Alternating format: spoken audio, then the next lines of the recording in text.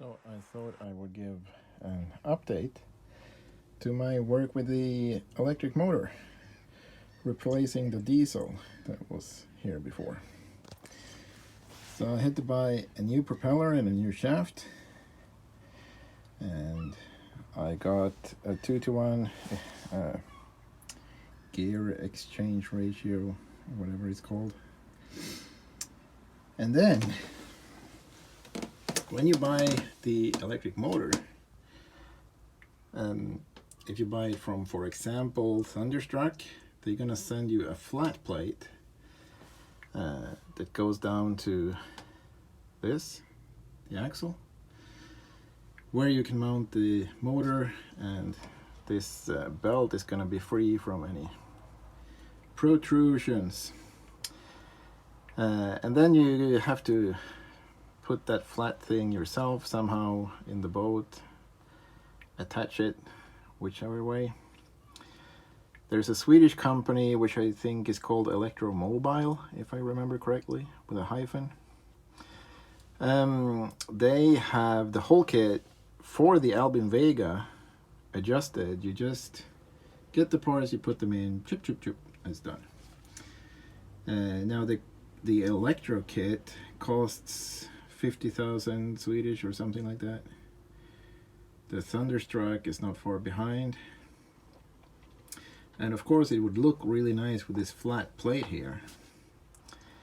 But I bought the motor 6,000 Swedish.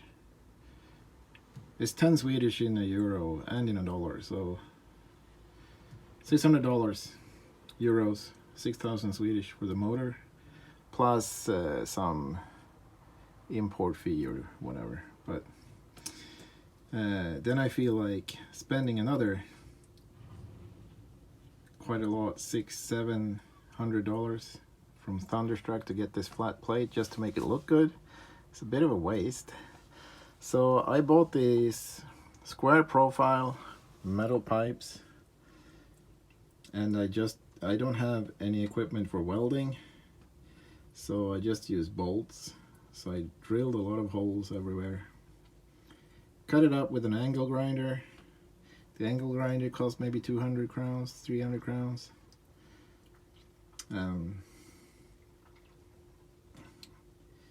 There is actually 8 meters of pipe here, which you wouldn't believe.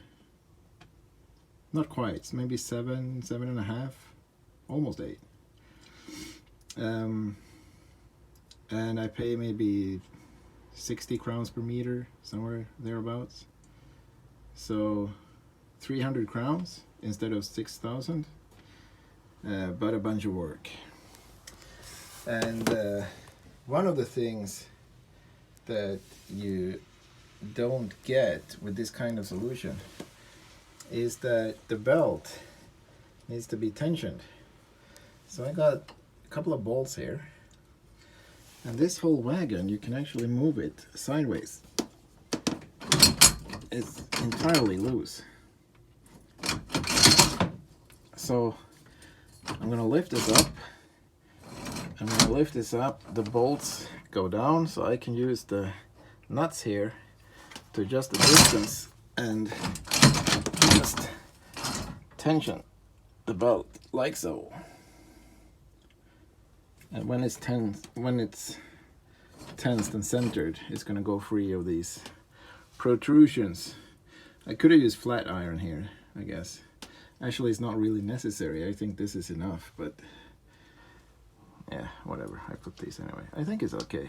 It's got some room for movement. So that's about it. Just want to show kind of the idea behind building this. The good thing about this is that just take off the belt. I can just lift this whole thing out, and the part that is attached here can stay on. And also once I've set the distance with the nuts, I can just tighten these bolts. They go all the way through, so this will be like a pincer or a vise that will also hold it in place. It's not going to rest entirely on these 10mm bolts. Not that I think there would be that much stress on this, but you never know.